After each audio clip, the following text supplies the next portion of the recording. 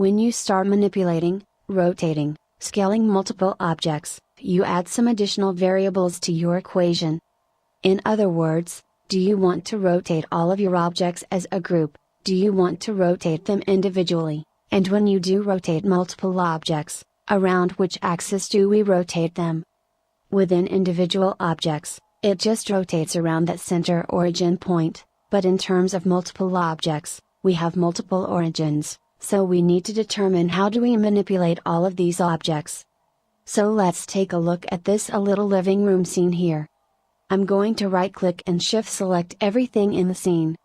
If I select my rotate manipulator, you can see that at this point it's centered on the couch, which was the last object that I have selected.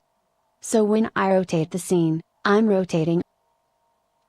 I'm going to go ahead and undo that by doing Ctrl Z, and let's go through and see what the options we have for rotating all these objects.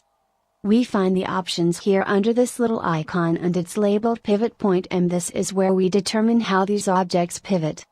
So let's go from the bottom up. Now, the bottom one is called bounding box center, and what this does is it draws a box around all of your objects, finds the center of the box, and that's where we rotate. So this will basically just rotate around the average middle of our objects. We will go ahead and undo that, and let's go to the next one, which is 3D cursor. This again uses the 3D cursor we saw in the last lesson, and this 3D cursor can be used as a pivot point to rotate objects. Now, it might not be the perfect pivot point for this scene, but you can imagine there will be a number of situations where the 3D cursor can come in very handy. Let's say you have a bunch of objects and you want to rotate them around a circle or something like that, where you can place the 3D cursor in the center of that circle, and then when you rotate all those objects, they'll rotate around that center point. The next option that we have is individual origins. So what this does is it basically just rotates each object around its individual center point or origin point. The next one is median point, and this pretty much works the same as bounding box. It's just the average position of everything, but it takes into consideration the relative volumes of objects. So it's not just a bounding box, it's a little more sophisticated than that.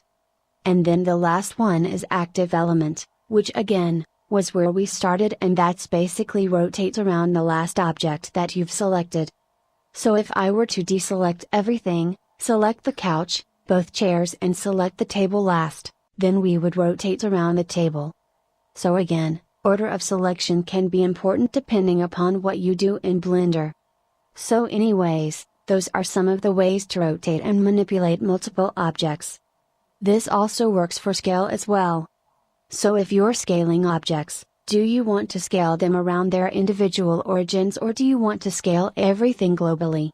So this works for a number of different things in addition to rotation.